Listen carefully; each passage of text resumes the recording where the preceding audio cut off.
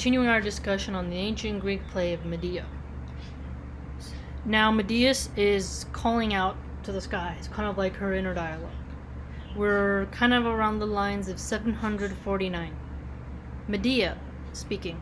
O Zeus, O justice born of Zeus, O son, now friends, I know I am on the path to glorious victory over my enemies. Now I feel sure they will have to pay. I was at a loss, and then this man appeared, who will be a safe haven when my plots are done. I can fasten my mooring line to him, when I have made my way to Athens. And now I will tell you what I have in mind. Listen to this, though I doubt you will like it. I will send a trusted servant to Jason, who will ask him to meet me face to face. When he comes, I will give a soothing speech about how I agree with him, and now believe that his faithless marriage is a first-rate plan, advantageous and well thought through. Then I'll plead for the children to stay behind. Not that I want to leave them in this hostile land, and have my children mistreated by enemies. It's part of a trick to kill the king's daughter. I'll send them to her with gifts in their hands, for the bride, so they won't have to leave, a delicate robe and a golden crown. Once she takes this finery and puts it on, she, and whoever touches her, will die, because of the poisons I will spread on the gifts. Okay, now remember when we discussed before how Medea wants justice, and she already has a body count, okay? Well, let's think about this. So she said glorious victory. So she is reveling in the idea of poisoning a woman simply because her husband couldn't keep his chorizo in his pants. Okay? Now, think about this princess. Her father loves her, her family loves her, maybe the citizens of the kingdom love her, okay? It'll cause a ripple effect, right? And the woman is not to blame 100% for the actions of Jason. Okay, why should the princess have to pay that payment, you know? I don't really understand how Medea is rationalizing this in her mind, but like I claim, many others will disagree, but I feel Medea is insane. She's literally she's into witchcraft, she's a psycho, she's committed atrocities against families. I don't feel any pity for her. I'm not on her side at all. Alright? I don't care if her husband screwed 1,000 different women. It doesn't justify killing people who didn't commit the act. Such a shame. And so, what does she say here on the lines like 764, 763? So she's going to have her, I think she said her children, yeah. So she's going to send gifts to the princess. A beautiful dress and a golden crown as a peace offering, okay? And she's going to put poison on it, and as soon as the princess touches it, later, spoiler alert, the crown catches on fire, and there's like this poison that dissolves the body, and it's a terrible, terrible scene. And the father, Creon, holds his daughter as she dies in a horrific way. And certain feminists will say, well, it's understandable because, you know, that's the other woman. I'm not part of that group at all. At all. The princess, to me, is not guilty in this. The princess, maybe, you know, we don't know if she really loved Jason. We don't know that. Okay? We don't know what her motivations were, but we do know that to kill the princess is extreme. So, now just after those lines, remember we read, because of the poisons I will spread the gifts, and Medea continues in her outrageous rant. That's all there is to say on the subject, but the thought of what I have to do next fills me with grief. I need to kill the children. No one should hope to spare them that. Once I've torn Jason's house apart, I'll leave and pay no price for the poor boy's death. I'll bring myself to this unholy act because I cannot let my enemies laugh. So be it. Why should I live? I have no country, no home, no way of escaping my troubles. It was a bad mistake to leave my home, swayed by the words of a man from Greece, but with the gods' help I will punish him. He won't see the children we had grow up. and he won't be able to have any more.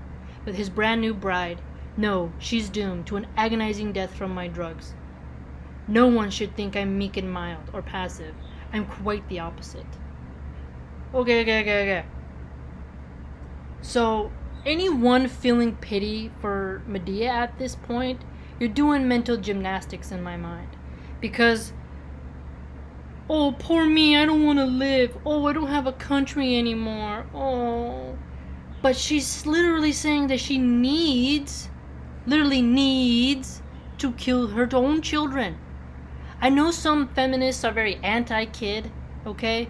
Some very progressive, fanatical women are very anti-children, okay? But let me tell you something. In this time period, if this was a true story, it was written in the Greek period, let's imagine that. There's no epidural, right, to take your pain away when you're giving birth. There's no C-sections, right? Maybe there was a couple rare ones, but most of the time, birth was a painful act. So she gave birth to her boys, nursed them ideally, or watched them nurse on a wet nurse. They grew up with her, right? She played with them, changed their diapers, their rag diapers, watched them play with toys, watched them sing, watched them dream. And now she's talking about killing them simply because her man put his shalonk in another woman. Wow. And she herself admits it's an unholy act. But she says she has to kill them because, quote, I cannot let my enemies laugh? Lady, if they laugh at you, who cares? Grow a pair. That is why my first thesis, my original statement about Medea as a character, she's not cunning and swift and, she's a mastermind of revenge. No, she's a psycho who's delusional and mentally unstable.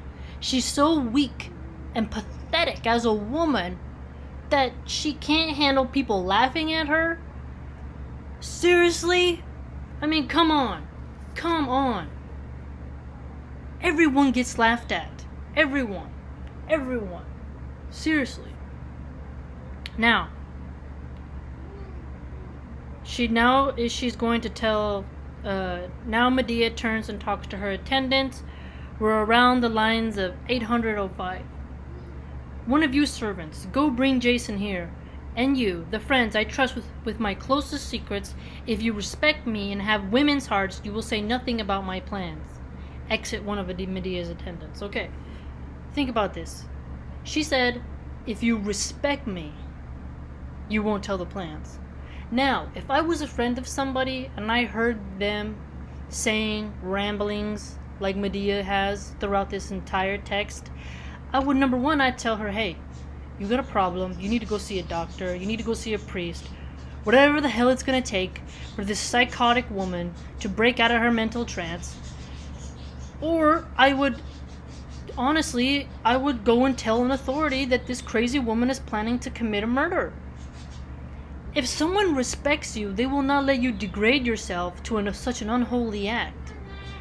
A friend does not allow you to debase yourself. So this is a prime example of her mental state. She's mentally not the Down syndrome type of retarded, but she's retarded in the sense that her moral character has not progressed out and above and beyond. Now, this is nothing to do with people with Down syndrome, because people with Down syndrome have amazing hearts and are beautiful people. I'm talking about the slang expression of the word retarded, meaning a lack of growth. Somebody who is not even trying to grow and revels in their own stupidity. That is Medea. Medea is an idiot. She's a blatant idiot. Now, she can be a clever idiot, but I still think Medea is a dumbass. Okay? And I'm unapologetic about this character that I'm grilling here, because I really don't like seeing people defending this character as somebody who is, I understand. No, I don't understand Medea, and I never will understand. No, I will not. Okay. And then she says in line 805, the other part of it was, and have women's hearts. So she says, And you know, right? The friends I trust with my closest secrets, if you respect me and have women's hearts, you will say nothing about my plan. I would argue that if these women have women hearts, they will be moved by the spirit of the mother, of the holy mother type of archetype, that you cannot and should not ever harm children. Women's hearts. Women, the gender of women, right? Having children, being a nurturer, being the caregiver, protector, teacher, shepherd, right? Even if you don't have children, you can still be nurturing to your pets, to your family, to your grandpa, lo que sea, right? So this shows right here clear evidence that her moral code is so warped that it's not an actual moral code. Therefore, her moral outrage at oath breaking doesn't move me. It doesn't move me at all. I don't. Okay, she's saying women's hearts. Oh, if you have this ethical code of women hearts and ethical code of friendship, you will let me commit my diabolical plan. I don't agree with that. Okay? That doesn't make any logical sense. She is illogical, therefore, she is mentally ill. Therefore, if she's mentally ill, I am not going to feel sorry for her or feel her actions are justified. Okay? Wow. So, that's that part. We're going to go in even deeper, family, so hang in there.